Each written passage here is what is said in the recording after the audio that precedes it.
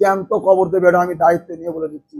2026-এ ভাঙড়ের মানুষ ওই নটোরিয়াস ক্রিমিনালকে জ্যান্ত কবর দেবে, আমি এটা দায়িত্ব নিয়ে বলে দিচ্ছি। কাজ করে না ভাঙড়ে তৃণমূলের নেতা যে কথা, তাদের মেন্টাল হসপিটালে পাঠাতে হবে। নটোরিয়াস ক্রিমিনালের মাথাটা পুরো খারাপ হয়ে গেছে, এখন অনেক রকম অনেক কথা বলবে।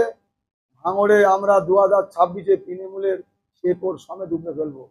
তার কারণ মানুষ আমাদের পাশে আছে, এই মানুষের সঙ্গে নিয়ে আমরা কাজ করতে চাই। মানুষকে মেরে ধরে ধমকে চমকে কাজ হবে না। আগামী দিন ভাঙড়ের মানুষ 2026-এ এর জবাব দেবে, এটা অন্তত মনে রাখা দরকার। আর এই যে বাপের বেটা বলে বড় বড় কথা বলে, ওনাকেও সাবধান করছি। ভাঙড়ের মানুষ তোমাকে জ্যান্ত কবর দেবে, এটা আমি দায়িত্ব নিয়ে বলে দিচ্ছি। 2026-এ ভাঙড়ের মানুষ ওই নটোরিয়াস ক্রিমিনালকে জ্যান্ত কবর দেবে, আমি এটা দায়িত্ব নিয়ে বলে দিচ্ছি। তোমার নাম কি, ফলে পরিচয়, তাহলে তোমরা কেন ধরে ধরে মারছো রাতের অন্ধকারে? কেন নিরীহ গরিব মানুষদেরকে কেন মারছো? যেখানে আমাদের শেকড় উপড়ে ফেলবে, আমাদের ভোট নেই, তাহলে কেন সারা পশ্চিমবাংলায় যে মিটিং হয় না, ভাঙড়ে সেই মিটিং তৃণমূল সরকার কেন করছে? কিসের জন্য করছে? এক নওশাদ সিদ্দিকী সারা পশ্চিমবাংলা জ্বালিয়ে দিয়েছে, ওদের রাতের ঘুম কেড়ে নিয়েছে, ওদের জিনা হারাম করে দিয়েছে এই নওশাদ সিদ্দিকী। কেন?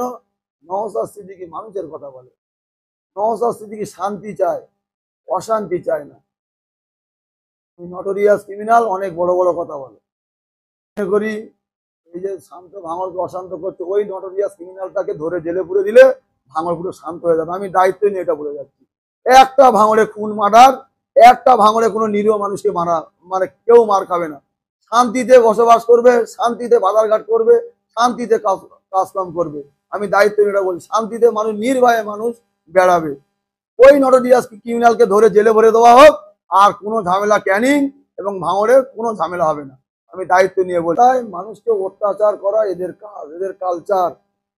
কেন এই টিএমসি পার্টিটা দুভাগ, মোস্তান বাহিনী, গুন্ডা, ক্রিমিনাল, চাকরি চোর, কয়লা চোর, গরু চোর, আবাস যোজনা করে টাকা চোর, রাস্তার টাকা চোর,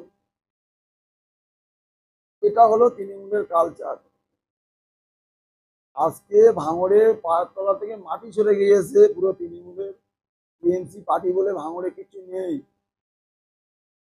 নেই বলে আজকে ওরা নিরীহ মানুষের ধরে, সাধারণ মানুষকে ধরে এইভাবে রাতের অন্ধকারে একা পেয়ে মারছে।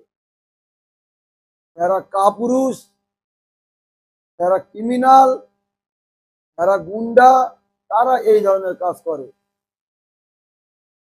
দিনের বেলায় একটা মানুষকে মারুক, আইএসএফ এর কোনো নেতাকে ধরে মারুক, কেন নিরীহ মানুষকে ধরে মারা হচ্ছে? কেন মাথা ফাটানো হচ্ছে? কেন তাদেরকে ঘর ভাঙা হচ্ছে? কেন তাদেরকে দোকান বন্ধ করে দেওয়া হচ্ছে? তাহলে এই জুলুমবাজি আর কতদিন করবে? তৃণমূল সরকার বলে আমরা অনেক উন্নয়ন করছি, তাহলে মানুষ তোমাদের থেকে মুখ কেন ফিরিয়ে নিয়েছে? এটা আমি সাধারণ মানুষকে দিলাম, এবং এই তৃণমূলের যে কটা নেতা, গুন্ডা নেতা, সেই নেতাকে আমি বলছি সাবধান হয়ে যাও।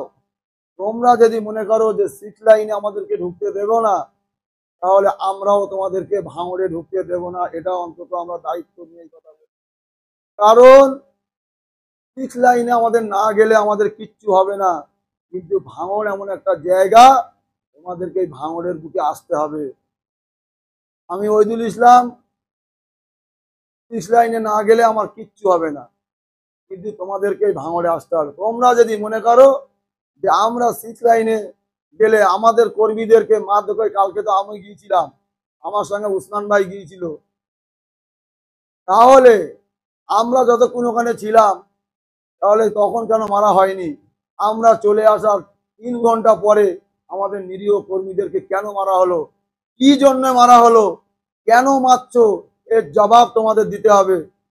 আর যদি আমরা একবার শুরু করি, থামাতে পারবে না, এটা বলে দিচ্ছি।